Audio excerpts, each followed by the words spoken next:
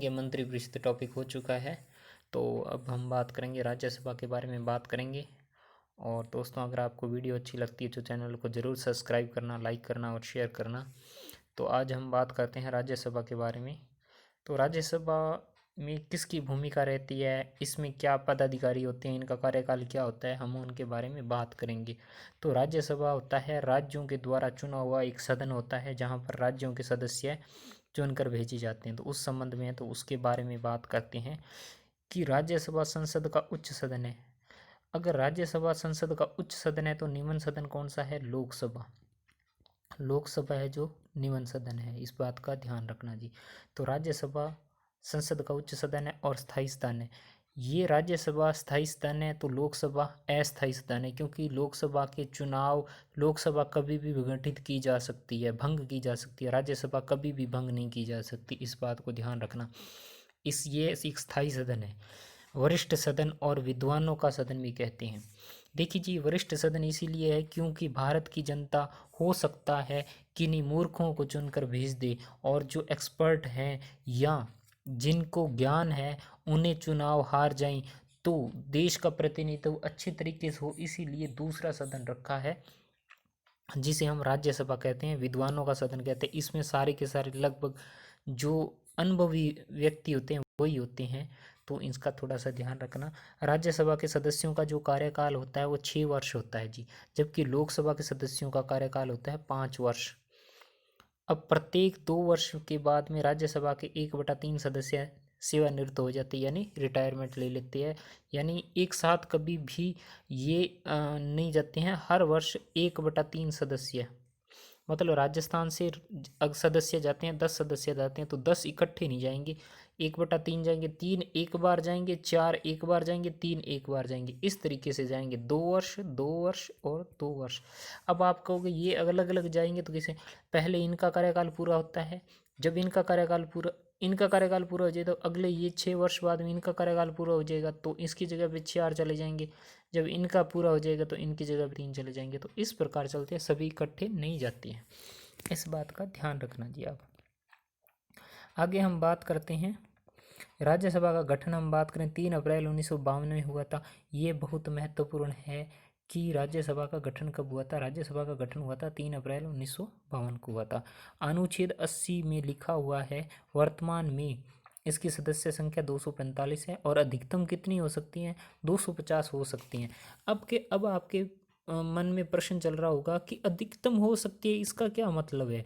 लोकसभा में भी आपने बोला था कि अधिकतम हो सकती है 550, 552 हो सकती है, तो अधिकतम का क्या मतलब है? जबकि सीटें तो 245 ही हैं और अधिकतम, ये जनसंख्या का आधार है। केंद्र शासित प्रदेश है, वहाँ पर जनसंख्या नहीं है, इस कारण वहाँ पर जो सीटें हैं वो बची हुई है, यानी अधिकतम इतनी हो सकती है। तो इस बात का ध्यान रखना। वर्तमान में 245 सदस्य हैं, जिसमें से जो 233 सदस्य हैं उनकी तो जी वोटिंग होती है जी, और जो 12 सदस्य हैं वो कला, साहित्य, समाज सेवा, विज्ञान आदि सेवाओं से चुन के राष्ट्रपति मनोनीत करता है। तो टोटल 245 सदस्य हो जाते हैं। इस तरीके से इनका ध्यान रखना जी आप। और इसका राज्यसभा का प्रावधान किस अनुच्छेद के तहत है? अनुच्छेद 80 के तहत है, इस बात का भी ध्यान रखना जी। राज्यसभा में राष्ट्रपति अनुच्छेद 83 के अनुसार 12 सदस्यों को मनोनीत कर सकता है। साहित्य, कला, विज्ञान, समाज सेवा से संबंधित चर्चित व्यक्ति जो भी होंगे, है ना, जो साहित्य के अंदर हो, कोई राइटर है, कला प्रेमी है, विज्ञान से संबंधित है जैसे कोई वैज्ञानिक है, समाज सेवी संस्था से है, तो इन्हें चुन के राष्ट्रपति 12 सदस्यों को मनोनीत कर सकता है। और उसके लिए अनुच्छेद कौन सा? अनुच्छेद 83 मनते, बात का ध्यान रखना। उपराष्ट्रपति राज्यसभा का पदेन सभापति होता है, इस बात का भी ध्यान रखना जी। अब आपसे एक प्रश्न है कि भारत का प्रथम, मैं यहाँ लिख देता हूँ, भारत का प्रथम लोकसभा उपाध्यक्ष कौन था? उपाध्यक्ष के बारे में बताना है जी, उसका नाम टाइप करना है अपने कमेंट बॉक्स में। भारत का प्रथम लोकसभा उपाध्यक्ष कौन था उसके बारे में आपने बताना है जी, कमेंट करके जी। इसके बाद जो आपके इससे पहले वाली वीडियो में आपसे प्रश्न पूछा गया था कि लोकसभा का वर्तमान अध्यक्ष कौन है, थी ओम बिरला जी है जी, और बाकियों का उत्तर दे दिया था। राष्ट्रपति, अगर हम बात करें राष्ट्रपति से संबंधित जो वेतन थे उसके बारे में बता दिया था। तो अब हम बात करेंगे राज्यसभा के अधिकारों के बारे में कि इसके अधिकार हैं। हाँ, एक बात और, काफ़ी स्टूडेंट ने उत्तर दिया, वो साधुवाद के पात्र हैं, वो वीडियो पूरी देखते हैं। देखिए मित्रों, क्या है, अगर आप वीडियो पूरी देखते हो इसमें आप ही का ही फायदा है, आपको पूर्ण अनुच्छेद के बारे में पता चल जाता है। और कई बार ऐसे ना बार बार किताबें पढ़ने की वजह से भी समझ नहीं आता है, सुनने से आपको ज़्यादा याद होगा, इस बात का ध्यान रखना। भले ही आप किसी की वीडियो देखें, लेकिन वीडियो देख के आपको ज़्यादा याद होता है।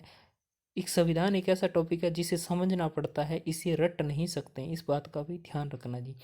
आगे हम बात करते हैं राज्यसभा के अधिकार क्या है, इसके बारे में बताते हैं। अनुच्छेद 61 क्या कहता है, राष्ट्रपति को अपने पद से हटाने की शक्ति केवल और केवल किसके पास है, राज्यसभा के पास है। अब आप कहोगे कि उपराष्ट्रपति को तो चुनते तो लोकसभा के सदस्य और राज्यसभा दोनों के, हटाने का क्यों, क्योंकि उसका पदेन सभापति होता है। अपने अध्यक्ष को हटाने की शुरुआत हमेशा और हमेशा वही करेंगे राज्यसभा के वास्ते।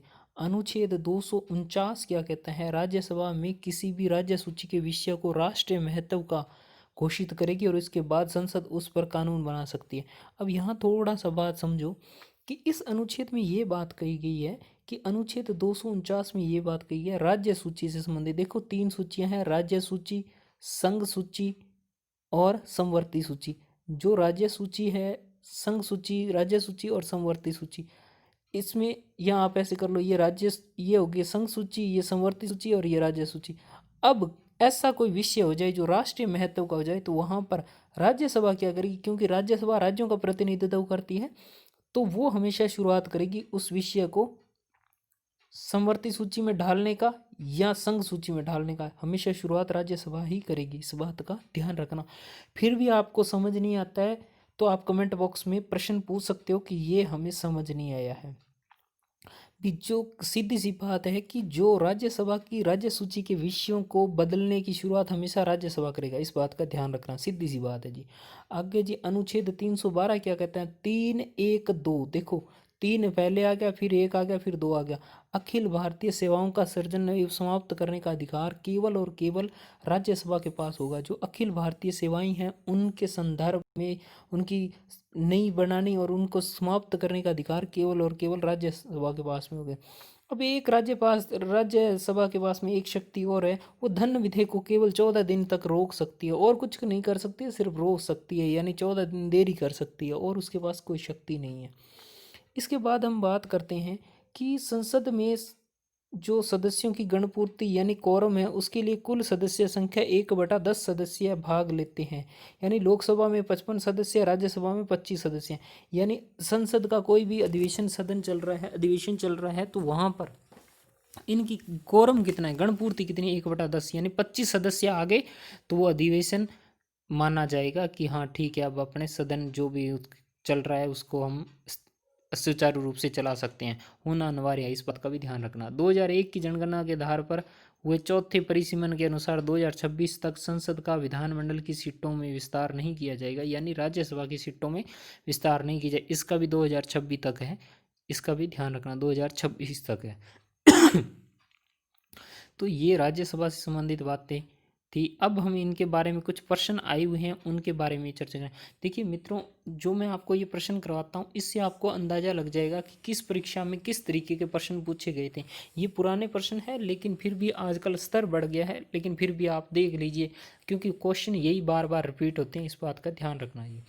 अब देखिए राज्यसभा में कितने सदस्यों को मनोनीत किया जाता है। अब देखिए इतनी बड़ी भर्ती, स्कूल व्याख्याता भर्ती है पॉलिटिकल साइंस की 2016 की, और उसमें यस से प्रश्न आए थे, और इसमें कितने 12 सदस्यों का मनोनयन होता है। राज्यसभा में प्रतिनिधित्व की दृष्टि से सही क्रम को पहचानिए। अब आपको ये प्रश्न देखिए, स्कूल व्याख्याता पॉलिटिकल साइंस 2016 में आया हुआ है। देखिए प्रश्न बहुत आसान है, अपने सीटों का पता होना चाहिए। तो सीटों के बारे में देखिए जी, सबसे पहले ज़्यादा सीटें हैं इनमें से राजस्थान की 25, इसके बाद में ये सीटें मध्य प्रदेश, कर्नाटक, उत्तर प्रदेश।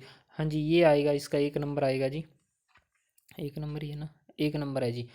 तो इस बातों में अब आपको कि ये प्रश्न किस तरीके से है, इनकी सीटों का पता होना चाहिए कि राज्यसभा में कितनी सीटें, 10 सीटें हैं, इसकी कितनी है, इसकी कितनी है, उस तरीके से अपने देखना, वो आगे अपने करते हैं। तो आपको ये सीटें भी याद रखनी है, लोकसभा की भी याद रखनी है और राज्यसभा की भी याद रखनी है। ऐसे नहीं याद होता तो आप लिख के याद कर लो भले ही। आगे हम बात करते हैं वर्तमान में राज्यसभा के सदस्यों की अधिकतम संख्या कितनी हो सकती है। 245 हो सकती है, 262 हो सकती है, 250 है, 200। बिल्कुल जी, ये 250 हो सकती है जी। ये GIC 2008 SSC FCI 2014 में आया हुआ प्रश्न है जी, इसका भी ध्यान रखना जी। राज्यसभा की प्रथम बैठक कब हुई थी, ये भी अपने अभी किया जी। प्रथम बैठक कब हुई थी जी, 13 मई 1952। देखिए गठन अप्रैल में हुआ था, लेकिन इसकी पहली बैठक कब हुई थी, 13 मई 1952 को हुई थी। इस बात का भी ध्यान रखना जी। आगे इसकी कुछ फैक्ट है और उससे संबंधित कुछ सीटों के बारे में है। 1971 की जनगणना के अनुसार कुछ सीटों का बंटवारा किया गया राज्यसभा की। तो सबसे ज़्यादा जो सीटें जाती है राज्यसभा में वो सबसे यूपी की जाएंगी, उत्तर प्रदेश की। लोकसभा की 80 सीटें, राज्यसभा की 31 सीटें जाती हैं क्योंकि जनसंख्या ज़्यादा है। उसके बाद हम बात करें महाराष्ट्र की है 19 सीटें, तमिलनाडु की 18 सीटें हैं, पश्चिमी बंगाल की जो 16 है, बिहार की 16 है, कर्नाटक की 12 है, मध्य प्रदेश की 11 है, गुजरात की 11 हैं, आंध्र प्रदेश की 11 हैं, ओडिशा की 10 हैं, राजस्थान की 10 हैं, केरल की 9 हैं, पंजाब की 7, असम की 7, तेलंगाना की 7। तो ये सीटें आपको याद रखनी है जी, जिनकी भी है। उसके बाद हम बात करें झारखंड की 6 है, छत्तीसगढ़ की 5 है, हरियाणा की 5 है, जम्मू कश्मीर की 4 है, उत्तराखंड की 3 है, हिमाचल प्रदेश की 3 है, दिल्ली की 3 है, सिक्किम 1, नागालैंड 1, अरुणाचल प्रदेश 1, मिजोरम 1, त्रिपुरा 1, गोवा 1, मेघालय 1, पुडुचेरी 1, मणिपुर 1। जो 7 सिस्टर है उनमें से तो ये लगभग सभी की एक एक ही है, तो इस बात को दिक्कत नहीं होगी। और पुडुचेरी की 1 सीट है केंद्र शासित प्रदेश में, जबकि दिल्ली की 3 है। इस बात का भी ध्यान रखना जी। तो ये सीटें थी जी जिसके बारे में अपना चर्चा की जी। इसके बाद कुछ प्रश्न हैं उनके बारे में चर्चा कर लेते हैं। तो देखिए जी, राज्यसभा में राष्ट्रपति द्वारा कितने सदस्यों को मनोनीत किया जाता है, 12 सदस्यों को किया जाता है। राजस्थान SI में आया हुआ है। वह कौन सी सभा जिसका अध्यक्ष उस सदन का सदस्य नहीं होता, राज्यसभा। देखिए राज्यसभा का जो अध्यक्ष होता है वो कौन होता है, उपराष्ट्रपति होता है। और उपराष्ट्रपति पदेन सभापति होता है और वो उस सदन का सदस्य नहीं होता है। एक बात का ध्यान रखना, जो इसमें एक प्रश्न है, किस सदन का सदस्य का कार्यकाल 5 वर्ष होता है और उसके सदस्यों का कार्यकाल 6 वर्ष होता है, वो राज्यसभा ही है जी। क्योंकि इसके सदस्यों का कार्यकाल 6 वर्ष और इसके अध्यक्ष का कार्यकाल 5 वर्ष होता है। उपराष्ट्रपति का जो कार्यकाल है वो 5 वर्ष है, इस बात का ध्यान रखना। राज्यसभा की सदस्य बनने के लिए न्यूनतम आयु कितनी है, 30 वर्ष है जी, इस बात का। तो लोकसभा के लिए कितना है, 25 वर्ष। ऐसे प्रश्न आते हैं, 2nd ग्रेड टीचर में आया हुआ है जी 2010 में। इतने आसान प्रश्न आते थे जी पहले। अब बात कीजिए, अखिल भारतीय सेवाओं का सर्जन किया जा सकता है राज्यसभा द्वारा जी। ये टीचर 2nd ग्रेड में आया हुआ है जी। इसके बाद अगले प्रश्न की बात करते हैं हम, किसी सदन की अध्यक्षता करने वाला अधिकारी उस सदन का सदस्य नहीं होता है जी, राज्यसभा वही आएगा। लोकसभा में राज्यसभा की गणपूर्ति करता है कुल सदस्य संख्या का 1/10, कोरम होता है 1/10 संख्या। देखिए ये प्रश्न बार बार रिपीट हो रहे हैं, तो देखिए इस बात का ध्यान रखना। आसान है, फिर भी अपने जब तक अपने नाम के साथ स्टूडेंट लगा हुआ है तब तक रिवाइज करते रहना है, करते रहना है। आगे हम बात करते हैं, किसके संबंध में राज्यसभा को लोकसभा के अपेक्षाकृत अधिक अधिकार प्राप्त है। तो इसमें नई अखिल भारतीय सेवाएं बनाने में राज्यसभा को अधिक शक्तियां प्राप्त है। राज्यसभा के सदस्यों को नामित करने का अधिकार किसके पास है, राष्ट्रपति के पास है, क्योंकि वो 12 सदस्यों को मनोनीत करता है। ये भी SSC में आया हुआ है जी। इसके बाद आगे हम बात करते हैं, राज्यसभा के सदस्यों का कार्यकाल कितना होता है, 6 वर्ष होता है जी। राजस्थान पुलिस में आया हुआ है। किस मामले में राज्यसभा लोकसभा समतुल्य शक्ति है, संविधान संशोधन में दोनों के पास बराबर की शक्ति है जी। दोनों में से एक मना करते संविधान संशोधन हो ही नहीं सकता जी। ये RPSC एसोसिएटेड में आया है। धन विधेयक संबंध में राज्यसभा के पास क्या शक्ति है, इसके पास कोई शक्ति नहीं है जी, वो सिर्फ 14 दिन रोक सकती है और ये शक्ति नहीं कहा जा सकता। इसके बाद जी, कोई नई अखिल भारतीय सेवाओं को किस प्रकार की जाती है, ये संविधान की धारा 312 के अंतर्गत आता है, यानी अनुच्छेद नंबर 312 के तहत आता है। इस बात को भी ध्यान रखना जी।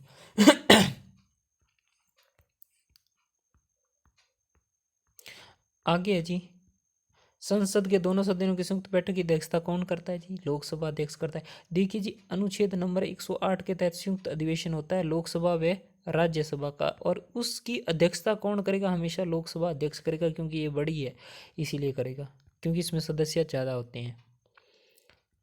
यदि लोकसभा अध्यक्ष अपना त्याग पत्र देना चाहता है तो अपना त्याग पत्र किसको देगा जी? लोकसभा उपाध्यक्ष को देगा जी। जो आज से आपसे प्रश्न पूछा है कि भारत का पहला लोकसभा उपाध्यक्ष कौन था, उसका आपने बताना है जी। एक विधेयक वित्त विधेयक है अथवा नहीं है, इसका निर्णय कौन करता है? लोकसभा अध्यक्ष करता है जी वित्त विधेयक के बारे में। यानी ये धन विधेयक है या नहीं है, इसका निर्धारण हमेशा हमेशा लोकसभा अध्यक्ष करता है। इस बात का भी ध्यान रखना। RS में आया हुआ है जी। भारत का जो, अगर हम बात करें फंड की बात करें, यानी कंसोलिडेटेड फंड है, उसका नियंत्रण प्रवेशन कौन करता है? तो वो भारत का नियंत्रण महालेखा परीक्षक करता है, यानी क्या करता है जी।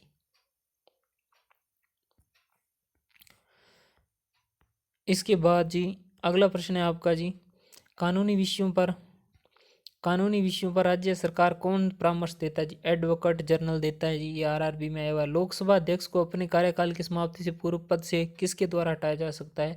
यदि लोकसभा इस आशय का प्रस्ताव पारित कर दे, यानी लोकसभा अपने यह प्रस्ताव पारित कर दे कि लोकसभा अध्यक्ष को हटाना है तो वो हटा सकते हैं जी, कोई बड़ी बात नहीं है। नियंत्रक एवं महालेखा परीक्षक की नियुक्ति राष्ट्रपति द्वारा की जाती है और अपने पद से उसके किसके द्वारा हटाया जा सकता है? संसद के दोनों सदनों के संबोधन द्वारा, यानी संसद के दोनों सदन भी उसे संबोधित करके हटाया जा सकता है। इस बात का भी ध्यान है। UPSC में आया हुआ है, ये प्री में आया हुआ है। ये प्रश्न है कुछ अच्छे स्तर के हैं जी। इसके बाद अगला है जी अपने, केंद्र सरकार के व्यय को नियंत्रण करने की शक्ति किसके निहित होती है? देखिए, केंद्र सरकार का जो खर्च कर रही पैसा, उसका नियंत्रण करने की शक्ति किसी बात होती है? और नियंत्रक एक महालेखा परीक्षक के पास होती है। प्रथम स्पीकर जिसके खिलाफ लोकसभा में अविश्वास प्रस्ताव आया था, बहुत महत्वपूर्ण है, KS हेगड़े। UPSC में आया हुआ है जी ये, KS हेगड़े। स्पीकर और डिप्टी स्पीकर की अनुपस्थिति में लोकसभा की अध्यक्षता कौन करता है जी? ये बात भी महत्वपूर्ण है जी। कौन करता है जी? वो करता है लोकसभा का सर्वाधिक वरिष्ठ सदस्य। अगर अध्यक्ष भी ना हो, उपाध्यक्ष भी ना, तो कौन होगा? लोकसभा का सबसे वरिष्ठ जो सदस्य है वो करेगा जी। इस बात का थोड़ा सा ध्यान रखना जी। और हमारे अंतिम प्रश्न है जी, मुख्य सतर्कता। अगर हम बात करें, मुख्य सतर्कता आयुक्त की नियुक्ति कौन करता है? राष्ट्रपति करता है जी।